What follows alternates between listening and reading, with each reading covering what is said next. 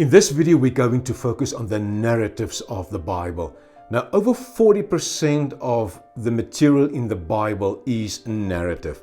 So that makes narrative the Bible's most common type of literature. Now, what is the purpose of narratives? Well, the first purpose of a narrative is to show how God works in creation and also among people.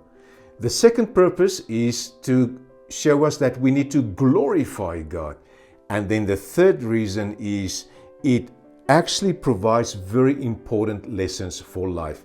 Now we're going to focus in this week on the beautiful story of Ruth and how that can provide us amazing lessons for life as well.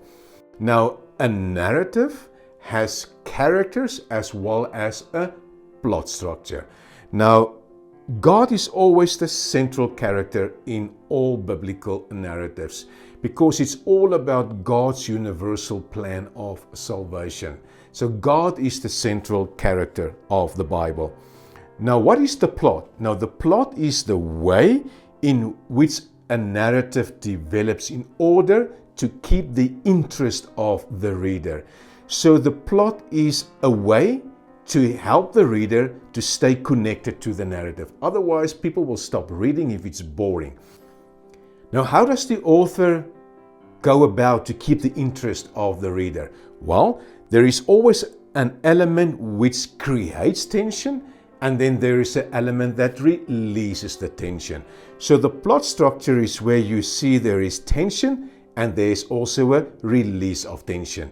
And I have a schematic presentation on the top of page 67 to show us three elements that will create tension and also three elements that will release the tension. The first one is the plan, execution. Now, a very good example of that is the book of Acts, where in the beginning there is the command to go into the world and to be the witnesses to the rest of the world. That is the plan in Acts chapter 1 verse 8. And the rest of the book of Acts is the execution of that plan. And number two, you have the mystery. A mystery always creates tension because you want to have an explanation of a mystery. And a good example is the riddle of Samson. You get that in Judges chapter 14. And then number three, you have the problem that creates tension, and then the resolution that releases the tension. Think of Pharaoh's order to kill all the newborn Hebrew babies. That was a huge problem. We think of Moses in the basket. There's the problem. Will he be killed? Pharaoh's daughter came to the river, and we know that Moses was rescued. That was the resolution. Now, the problem resolution structure is the most common in the Bible. I will not worry too much about the first two, but I will focus especially on the problem resolution because it's the most common in the Bible. Now, the elements that will release tension is always followed by a result. So if you have tension, there's the release of tension, there will always be a result, almost always. If you just take the first episode of the book of Ruth, that is on page 66, Ruth chapter 1 verses 1 to 6, you have tension, there is famine. Then you have the release of tension, they emigrated. Then there's the result, Naomi's family actually died in the foreign country. So it was a hopeless situation. Tension, release of tension, and then the result. So we see that the problem resolution is the most common in the Bible that creates tension and that will release tension. On page 68, I have an example there for you from the book of Joshua, chapter 2, verses 1 to 15. That's the very well-known passage about Rahab and the spies. You have tension in verses 1 to 3, then you have the release of tension, and then you will have the result there as well. And then on page 71, we have three levels of narratives. The first level is the top level. That is the whole universal plan of God. Now, one can summarize the universal plan of God with four words: creation, fall of humanity, redemption, and restoration. So it's creation, God created everything, then the fall, people transgressed, then we have the redemption in Jesus Christ, and one day everything will be restored. And then we have the middle level. Now the middle level centers on Israel, because it's all about the history of Israel. God called Abram to be the patriarch, the first father of this community of faith.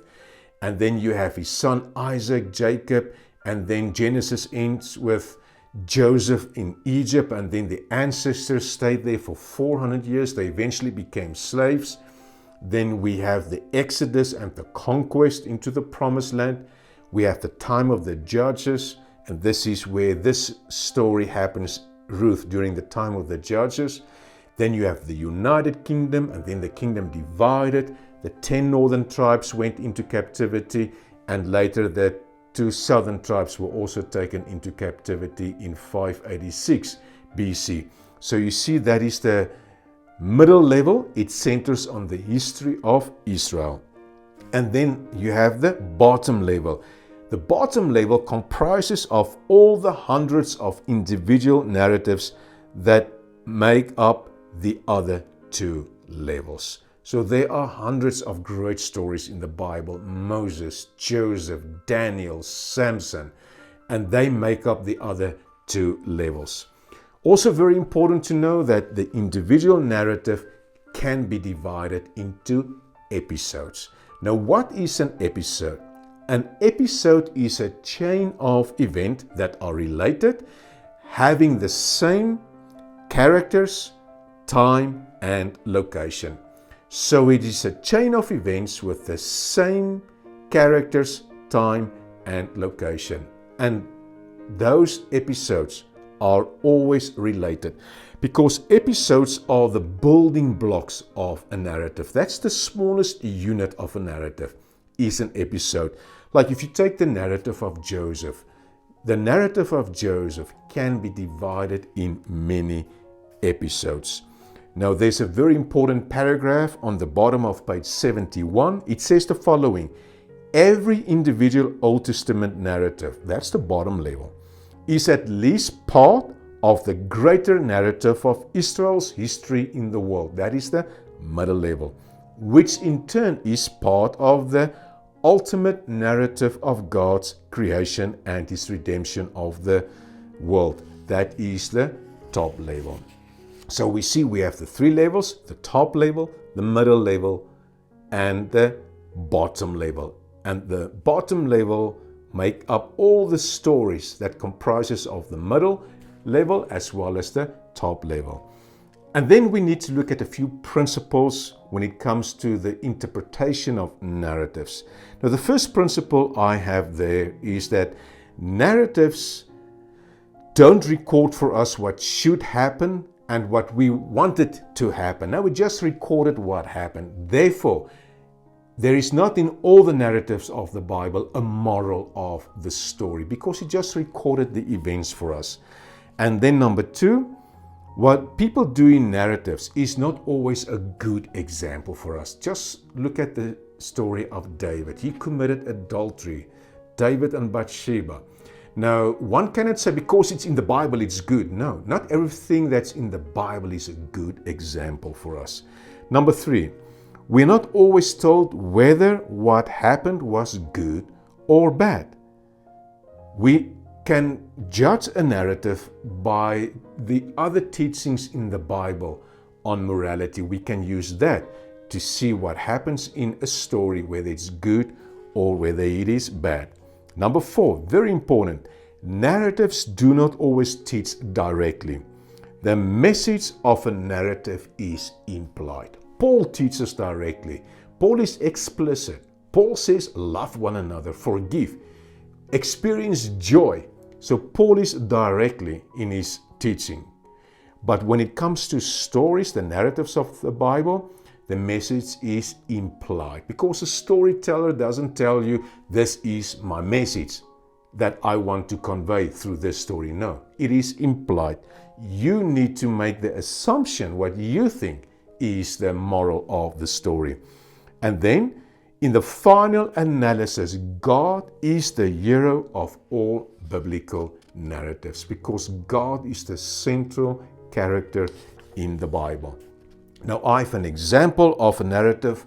It's not a biblical one, but a nice story on page 75, just to show something more about the importance of how to interpret narratives. Now, it's a story about a bear and two friends, and I have 4 questions there.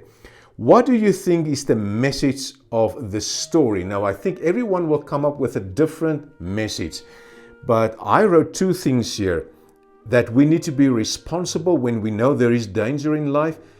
Be responsible. And also, you need to pick your friends very well. And many times a crisis will reveal true friendship. But you can write anything else there that you think is the moral of this story. Number 2, which part of the story makes it interesting and helps us to understand the message? Now, if you look at the second paragraph, it says, suddenly they saw a large bear. Now, immediately it's tension because we know every story has a plot structure. There is tension. So I think the tension starts there. And maybe also in the first paragraph, the word dangerous also tells us tension is coming. But there is tension. Number 3.